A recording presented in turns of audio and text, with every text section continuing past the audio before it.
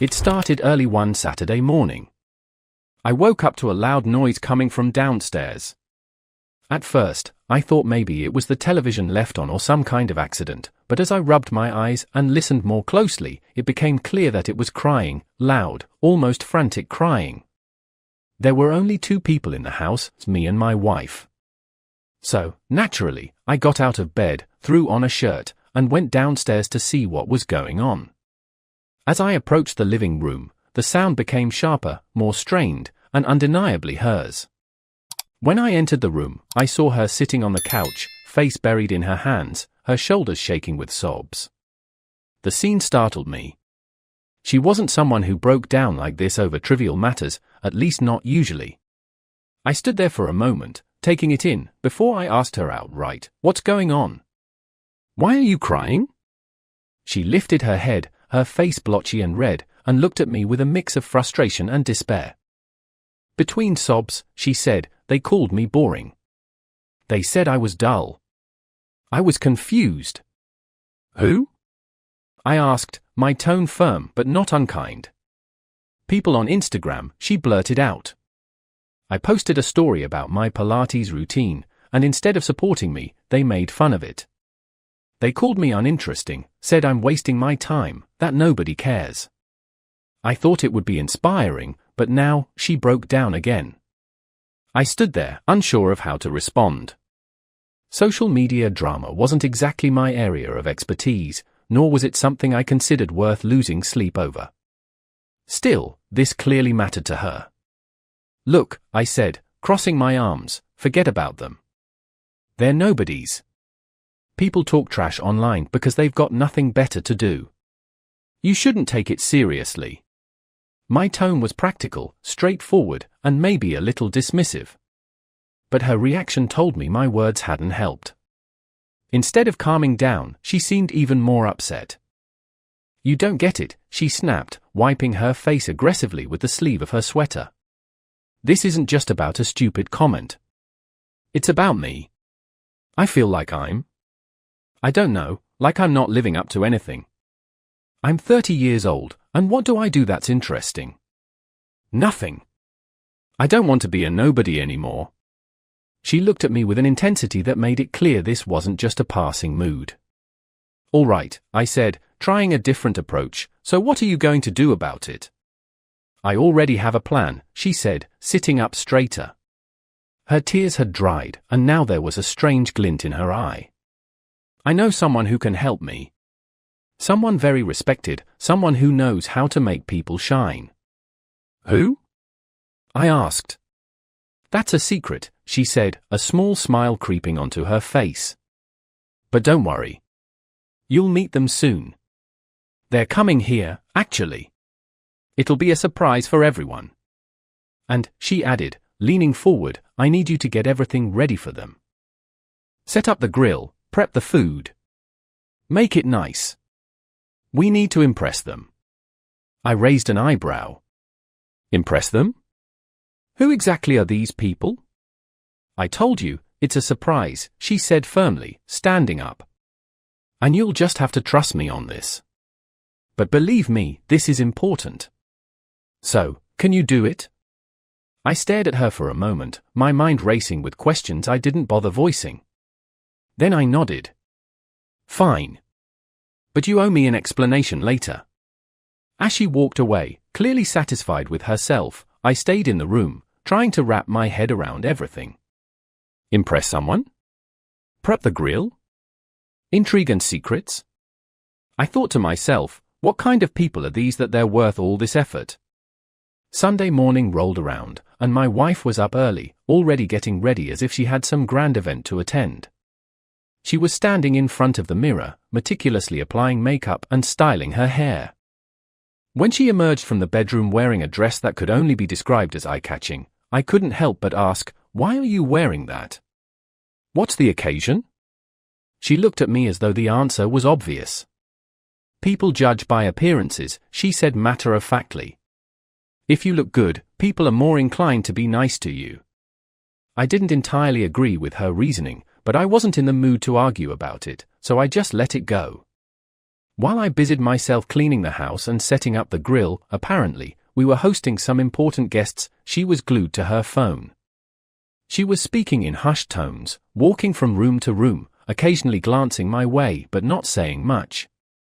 I could only hear snippets of her conversations, and none of it made any sense to me. After a while, I stopped what I was doing and asked, "Are you going to help me with this, or am I handling everything on my own?" She waved me off, barely looking up. "Stop whining. I'll help in a minute." Half an hour passed, and I was still the only one working. Finally, the doorbell rang. I wiped my hands on a towel and went to answer it, expecting someone important based on all the secrecy and build-up. When I opened the door, I was greeted by the sight of a man dressed like a cowboy, complete with boots, a hat, and a belt buckle big enough to reflect sunlight into someone's eyes.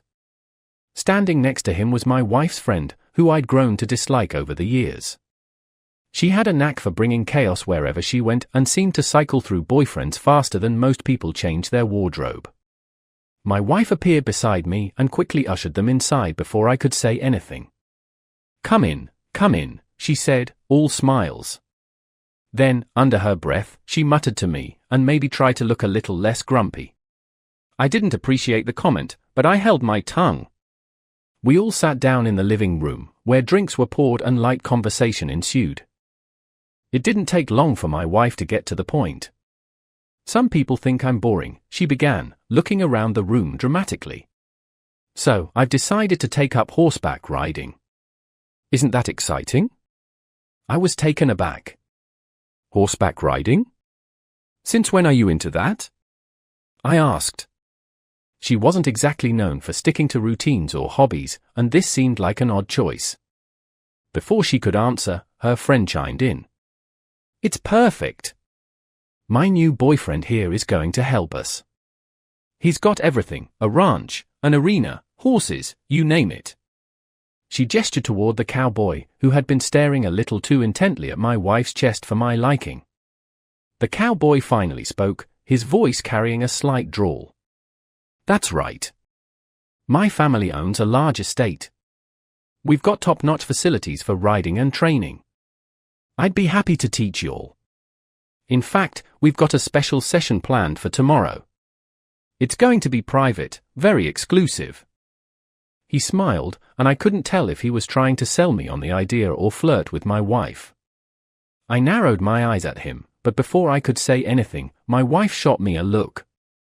It was one of those "let's not make a scene" looks, and I reluctantly stayed quiet. After a bit more small talk, they finally left, leaving the house quieter but no less tense. As I started cleaning up the empty glasses, I turned to my wife and said, "I don't like your friend. And I definitely don't like her boyfriend. He couldn't keep his eyes off you." She rolled her eyes. "You're always so suspicious. Not everyone is out to get me, you know. Do you even know what this special session tomorrow is supposed to be?" I asked, pressing the issue. She shook her head but smiled. "No idea. But I'm sure it'll be great. And I'm really looking forward to it." The day started like any other. I left the house early for work, expecting the usual texts and calls from my wife throughout the day.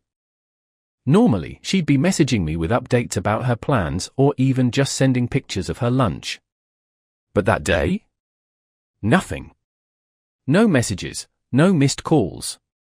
I tried reaching out to her a couple of times during my breaks, but she didn't pick up. It wasn't like her to go completely silent, and by the time I finished work, I was more annoyed than worried. I decided to head straight home to see what was going on. When I walked into the house, the first thing I noticed was the quiet. Too quiet. Then I saw her, my wife, sprawled face down on the couch, still wearing that same dress she'd left the house in. On the armchairs nearby were her friend and the cowboy, both fast asleep and reeking of alcohol. The scene looked like the aftermath of some ridiculous party, and it took me a moment to process it all. I stood there for a moment, jaw tightening, before stepping into the living room. I clapped my hands loudly, startling them awake. The friend's boyfriend mumbled something incoherent as he tried to sit up, and her friend rubbed her eyes, clearly disoriented. My wife barely stirred. "All right," I said, my voice firm. "Time to go." I wasn't in the mood for pleasantries, so I helped them gather their things and ushered them out the door. I drove the two of them back to wherever they came from, dropping them off without saying much more than necessary. When I returned home, my wife had finally woken up and was sitting at the kitchen table, nursing a glass of water. She looked up at me, bleary-eyed but smiling. "What was that all about?" I asked, leaning against the counter with my arms crossed. She shrugged, brushing her hair out of her face. "It was amazing," she said, her tone bright despite her obvious hangover. "We had such a good time. After the lesson, we came back here to celebrate." I frowned. "Celebrate what, exactly?" That's when she pulled out her phone and started showing me videos of herself riding a horse. "Look at this," she said, grinning. "I'm not half bad, right?" I watched the videos without saying much, but when she was done, I set my jaw and said, "Listen. If this kind of thing happens again, you're not going back there. I'll find you a new trainer myself." My tone left no room for argument, but she, of course, had to push back. "Oh, come on," she said, rolling her eyes. "You're always so serious. You ruin all the fun." I ignored the jab and asked, "And why were you wearing that dress to the stables?" "It's completely inappropriate." She shrugged again. "I like wearing it." "What's the big deal?" That answer didn't sit well with me, but I decided to drop it for the time being. Instead, I told her about my plans to hang out with my friends next weekend, thinking that would be the end of it. "Well, you're going to have to cancel," she said casually. "You're invited to come with me to the stables instead. Trust me, you're not going to want to miss this." I stared at her, incredulous. "I already made plans," I said firmly. "I'm not changing them." She gave me a sly smile, leaning forward slightly. "Do it for me," she said in a tone that was half playful, half serious. "Besides, I know you're just jealous. This way, you can see for yourself that there's nothing to worry about. Plus, there's a surprise waiting for you." "What kind of surprise?" I asked, not bothering to hide my skepticism. She winked. "That's a secret. You'll find out when we get there." A week passed, and finally, the day my wife had been eagerly waiting for arrived. She was up early, buzzing with excitement as we prepared to head to the stables. I wasn't particularly thrilled, but I kept my thoughts to myself as we drove out to the countryside. When we arrived, her friend and the cowboy were already waiting for us, dressed in their typical over-the-top outfits. They greeted us warmly and wasted no time in leading us away from the main stable area. I followed, curious but skeptical, as they guided us along a narrow path. "Where exactly are we going?" I asked after a few minutes. The cowboy turned his head slightly and smiled. "To meet a special horse," he said cryptically. That answer didn't satisfy me, but I didn't push further.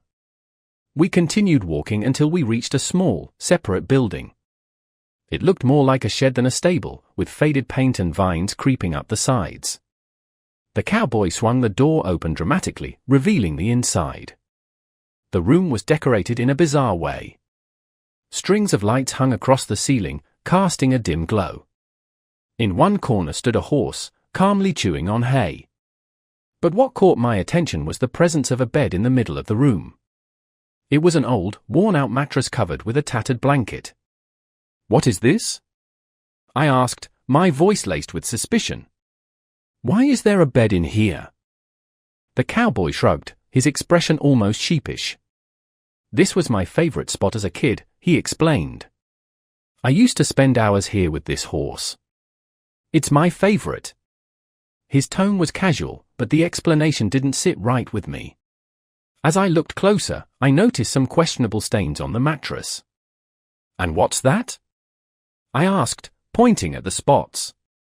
My wife nudged me hard in the side, muttering, "Stop making a scene."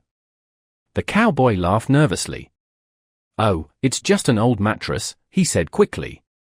We moved on from the awkward moment, and they saddled up the horse for a brief demonstration.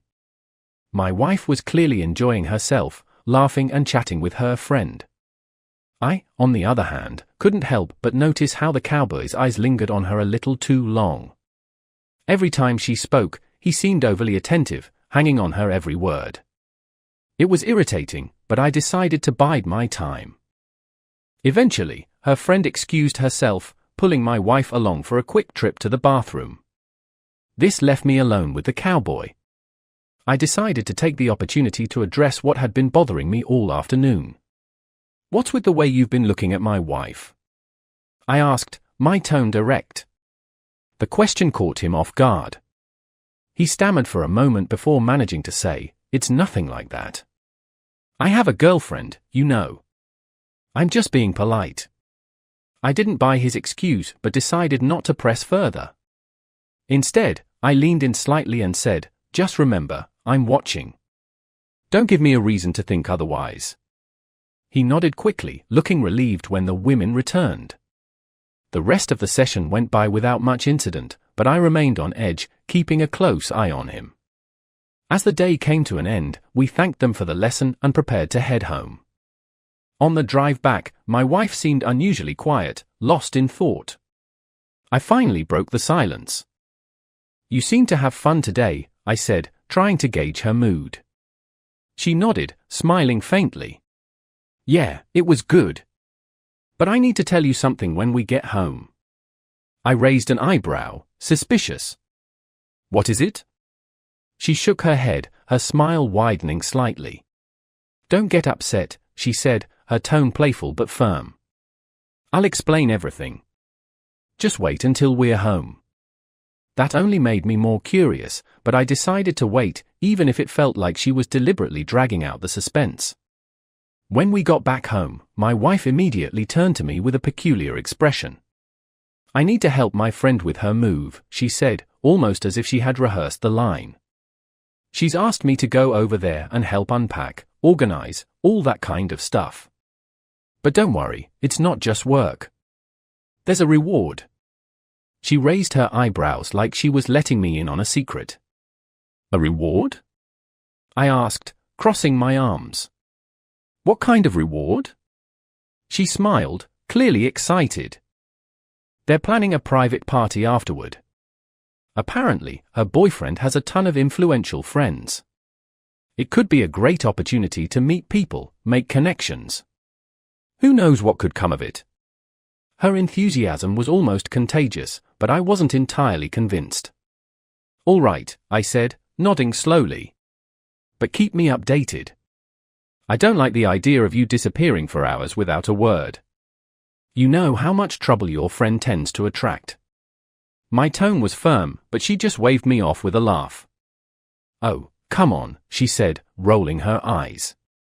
"She's not that bad. You're just too uptight. Besides, it'll be fine. I'll let you know what's going on." With that, she grabbed her phone and wandered off, already engrossed in a conversation that seemed to require her full attention. Over the next couple of days, I couldn't help but notice how much time she was spending on the phone with her friend. Normally, when she was on a call, the entire house would hear about it. She had a habit of pacing back and forth, practically shouting into the receiver. This time, though, it was different. She spoke quietly, almost in whispers, and she stayed in one spot, as if she didn't want me overhearing.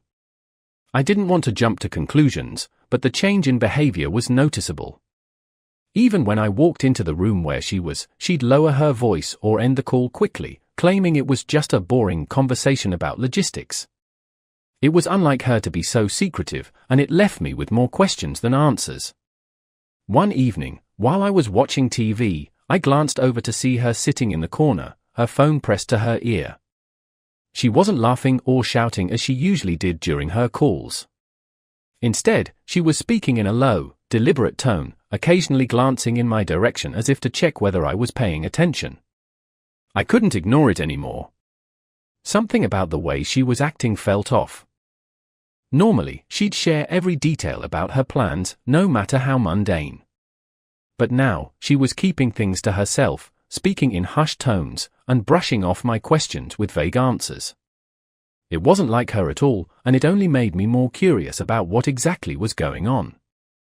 As the days went on, the pattern continued. She'd spend hours on the phone with her friend, her voice always quiet and measured. It stood out to me, not just because it was unusual, but because it was the complete opposite of how she normally behaved. I didn't say anything yet, but I made a mental note to keep an eye on things. Something wasn't adding up, and I intended to figure out what it was. The week was a blur of long work days and mounting responsibilities. With added pressure at the office, I barely had time to notice my wife's increasing absences. She'd been coming home later than usual, often with little explanation, and I didn't have the energy to press her for details. When she did show up, she was either on her phone or exhausted, barely engaging in conversation.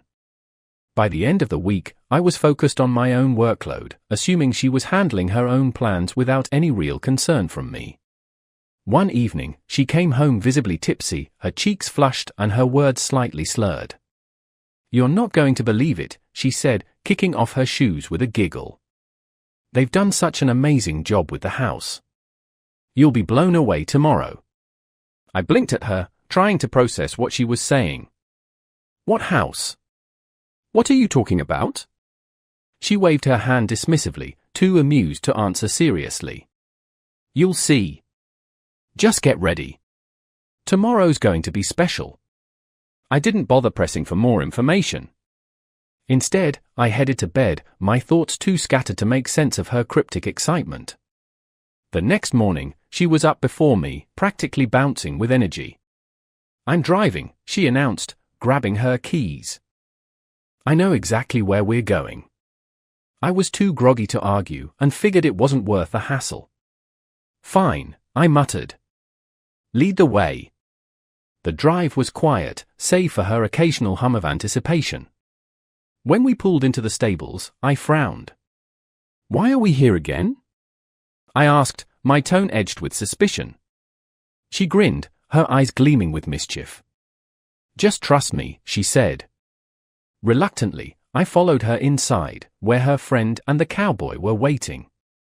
They greeted us enthusiastically, then led us past the main stable area and into a large hall. The hall was bustling with people, and for a moment, it seemed like a genuine event. The decorations were elegant, and the atmosphere was lively. I started to relax, thinking maybe I had misjudged the situation. But then the cowboy climbed onto a table, raising a glass as he called for everyone's attention. "Ladies and gentlemen," he said with a dramatic flair, "we're about to take this celebration to the next level.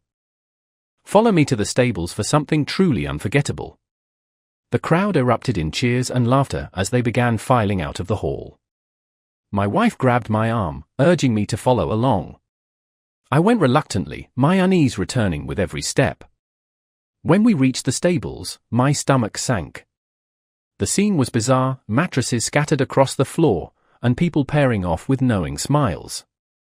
It didn't take a genius to figure out what was happening.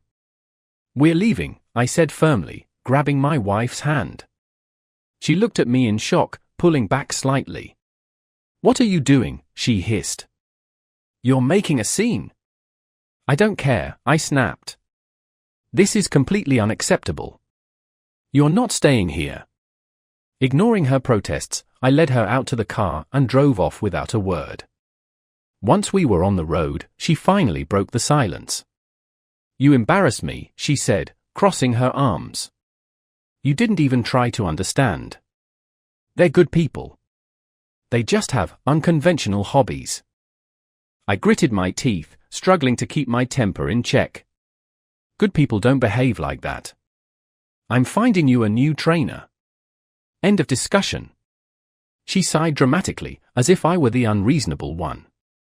"Fine," she said, her tone dripping with sarcasm. "But I'll still need to stop by her place later. She has a special gift for you, you know."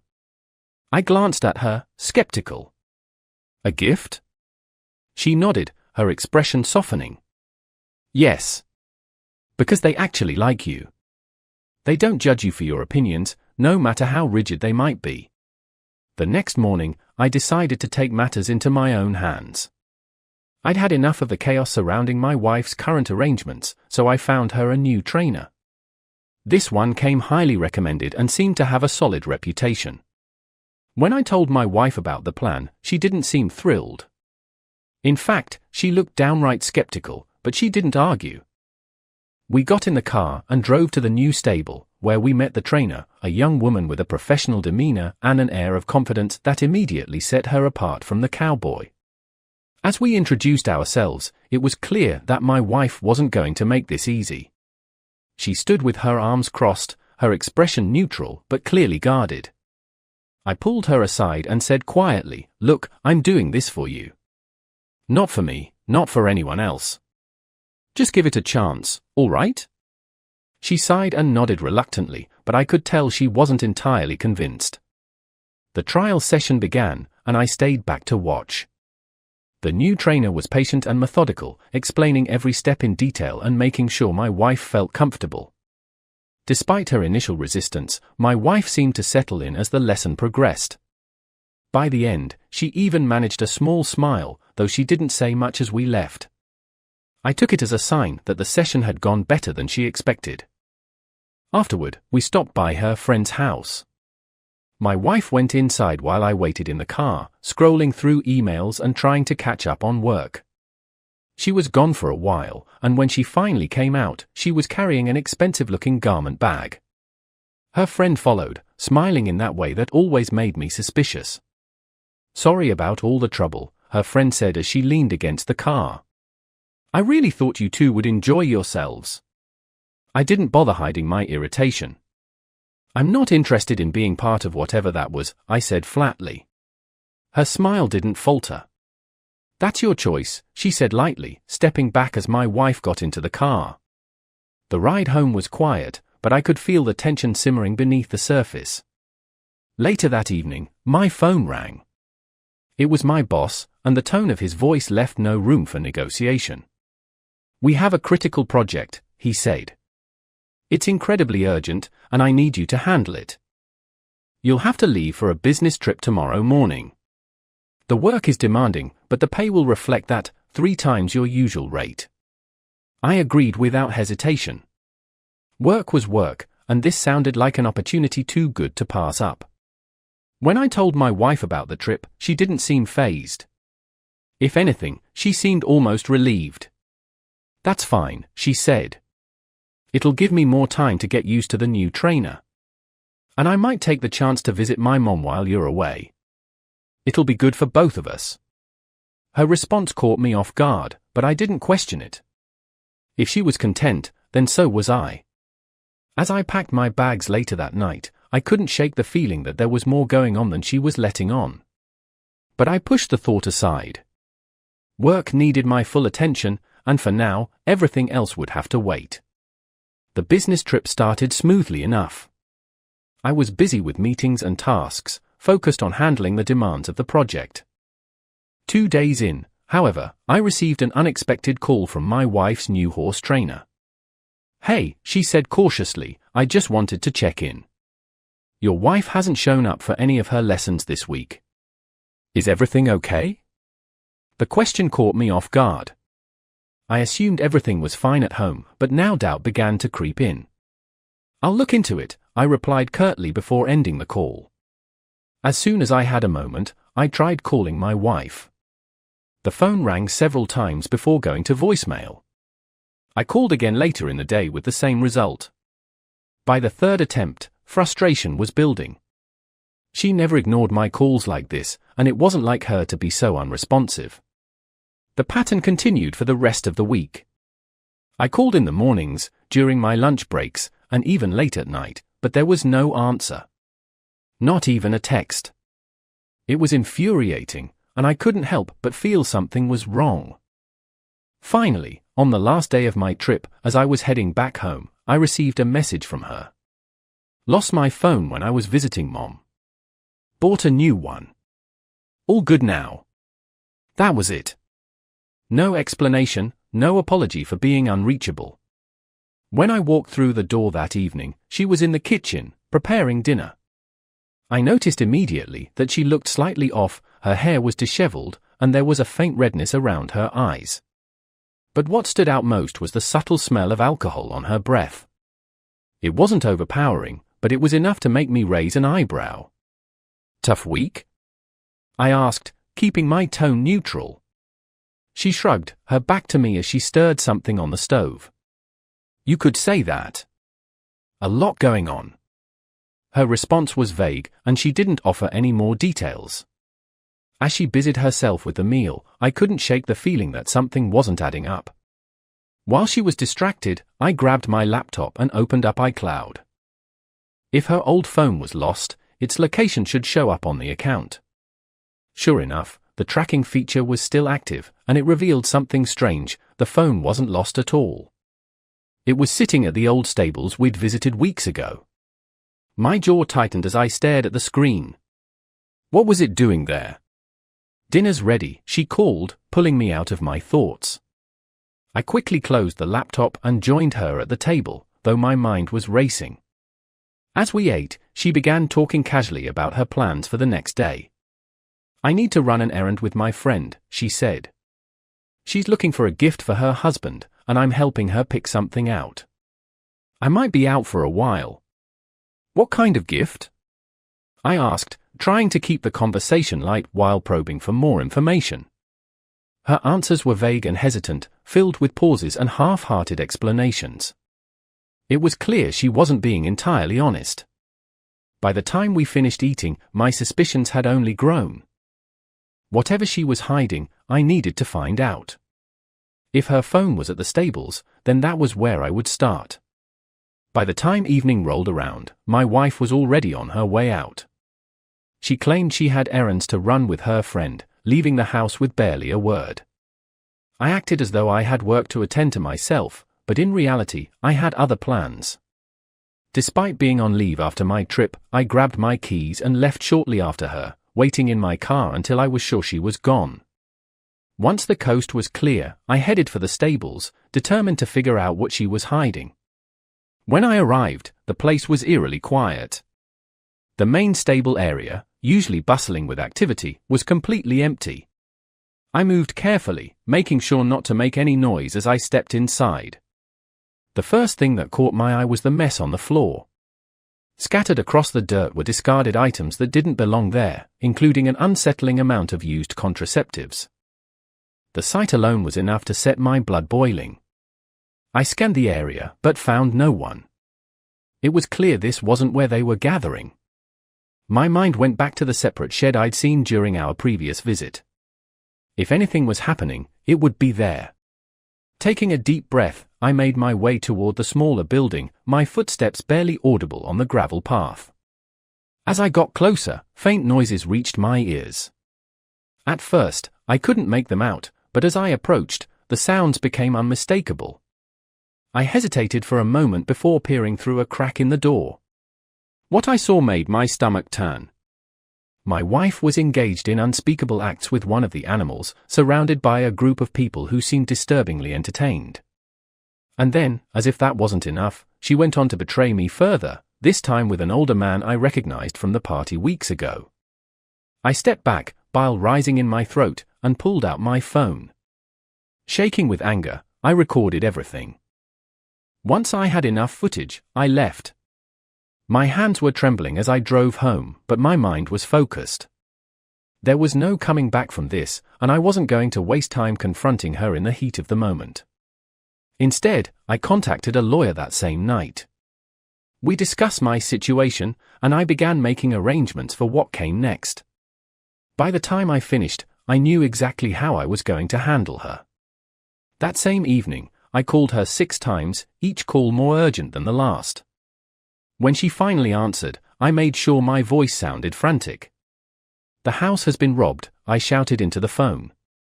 "Get home now." I already called the police. The urgency in my tone must have worked because she was back within half an hour, her face pale as she rushed through the door. I was waiting for her in the living room, calm but firm. "Sit down," I said, gesturing to the couch. She looked at me suspiciously, but did as I asked. "Before we start," I continued, "go to the pantry and grab the bottle of whiskey. We're going to need it." She stood up, still confused, and headed to the pantry. As she rummaged around, she called back over her shoulder, "What is this all about? What are you trying to pull?" I leaned back in my chair, a cold smile on my face. "It's my turn to create some intrigue," I said, my voice steady. The game had just begun. As soon as she stepped into the pantry to grab the whiskey, I quietly moved to the door and locked it from the outside. It took her a moment to realize what had happened, and then she started banging on the door. "What are you doing?" she yelled, her voice muffled but furious. I didn't respond immediately. Instead, I walked calmly through the house, gathering her belongings. I grabbed garbage bags from the kitchen and started stuffing her clothes, shoes, and whatever else I could find into them. The sound of the banging grew louder, accompanied by a stream of curses and demands. "You're out of your mind. Let me out," she screamed. I ignored her, my focus solely on clearing out everything that belonged to her. When the first bag was full, I carried it to the window and dumped its contents onto the lawn below. One by one, the bags followed, each landing with a satisfying thud. "You have no right to do this," she shouted from behind the locked door. I paused, turning to face the pantry door. "Then why was your phone at the old stables? The one you said you lost?" I said, my tone cold and measured. The banging stopped for a moment, replaced by a stunned silence. Then her voice came again, quieter but no less angry. "How do you even know that?" she demanded. I didn't answer, continuing to work until every last one of her possessions was either on the lawn or in the garbage. When I finally unlocked the pantry door, she stormed out, her face red with fury. "Where are my things?" she demanded, glaring at me. I gestured toward the window. "Outside." "Go take a look," I said, my voice devoid of emotion. She rushed to the front door, throwing it open and gasping as she saw the pile of her belongings scattered across the yard. She turned back to me, tears of rage streaming down her face. "You're insane," she said, her voice breaking. I stepped forward, meeting her gaze. "No, I'm done. We're done. You can take your things and go to your mom's house. This marriage is over." She stared at me, disbelief mingling with her anger. Her voice rose to a shrill pitch as she began screaming at me, accusing me of overreacting and calling me every name she could think of. She ran outside, frantically trying to gather her things, but I didn't follow. Instead, I calmly closed the door and locked it behind her. From the other side, I could hear her pounding on the door. "Let me back in." "You can't do this to me," she yelled. I stood near the window, watching her through the curtain as she continued her tirade. "It's funny," I called out loud enough for her to hear. "How trash has a way of taking itself out. You know what? You're right, I can't do this to you. That's why I'm divorcing you. Go to your mom's, and don't come back." Her face twisted with rage, and before she stormed off, she shouted, "You'll regret this." "I'll make sure of it." With the decision to end the marriage firmly in place, I wasted no time setting things in motion. My first priority was ensuring that I protected myself legally and financially. While my lawyer began drafting the divorce papers, I gathered every document related to the house. It didn't take long to confirm what I already knew: the house was entirely mine. I'd purchased it before we got married, and not a single penny of her money had gone into it. That knowledge gave me the leverage I needed to act quickly. Rather than risk whatever she might be planning, I decided to sell the house immediately. I listed it for a price just below market value, knowing it would attract buyers quickly. Within 2 days, I had a serious offer and finalized the sale. By the end of the week, I was packing up my belongings and preparing to leave. Whatever she thought she was going to do, she wouldn't be able to do it here. With the house taken care of, I turned my attention to a different matter: the stables. The video I had recorded at the shed wasn't just incriminating, it was devastating. I tracked down the owner of the stables, a well-known figure in the local community, and sent him the footage. His reaction was exactly what I expected: shock, disgust, and a promise to take immediate action against his son, who had been deeply involved in the events captured on tape. But I didn't stop there. Using social media and some clever online tools like Google Lens, I managed to identify several other people who had attended that infamous party. Some of them held high-ranking positions in prominent companies. Armed with this information, I reached out to their employers, attaching the footage as evidence. It didn't take long for the responses to start coming in. One by one, I received confirmations that disciplinary actions were being taken. For some, it meant demotion, for others, outright termination. The fallout was massive, and I couldn't help but feel a sense of grim satisfaction. A few days later, my phone rang. It was my wife's friend, the one who had been involved in all of this from the start. Her voice was shaking with anger. "Do you have any idea what you've done?" she screamed. "You've ruined lives. Careers are destroyed. And her boyfriend's father kicked him out of the house because of you." I leaned back in my chair, letting her rant while a smirk played on my lips. When she finally paused for breath, I responded calmly. "I only exposed the truth. If their lives are ruined, they have no one to blame but themselves." My words only seemed to enrage her further, and she hung up on me with a final string of curses. The satisfaction of seeing the consequences of their actions unfold was undeniable, but I knew I wasn't done yet. There was still more to come. My focus shifted back to my soon-to-be ex-wife. She thought she could manipulate and deceive me without consequences, but I was about to show her just how wrong she was. Later that evening, as I reviewed the final steps of my plan, I couldn't help but laugh to myself. This wasn't just about getting even, it was about ensuring that everyone involved faced the full weight of their choices. As I closed my laptop, a single thought crossed my mind. "This is far from over," I said aloud, chuckling. "She has no idea what's coming." The day of the divorce finally arrived, and everything went as planned. The documents were signed, and the split was finalized. As I walked out of the courthouse, I felt a weight lift off my shoulders. She was officially out of my life, and I had managed to protect everything that mattered to me. The house was already sold, and I had moved into a new place, far from the chaos she brought with her. She, on the other hand, was left with nothing. No house, no money, no leverage. Settling into my new life was easier than I thought. Without her constant drama, I could focus on my work and rebuild in peace. The days were quiet, almost too quiet, but I preferred it that way. The fallout from everything she had done was still fresh, but I was determined not to let it define my future. It was a clean break, and I intended to keep it that way. A few weeks later, my phone rang unexpectedly. It was her mother. I hadn't spoken to her since the divorce proceedings began, so I was surprised to hear from her. Her voice was shaky and filled with concern. "Do you know what happened?" she asked. "The police arrested her." That caught my attention. "What for?" I asked, keeping my tone neutral. "She tried to break into your old house," her mother explained. "She thought you still lived there, but you don't, do you?" I shook my head, even though she couldn't see it. "No, I don't. I sold it weeks ago." Apparently, my ex-wife had gone to the house in a fit of rage, smashing windows and vandalizing the property, only to realize too late that it belonged to someone else. The new owners called the police, and she was promptly arrested. Her mother sounded both embarrassed and distressed.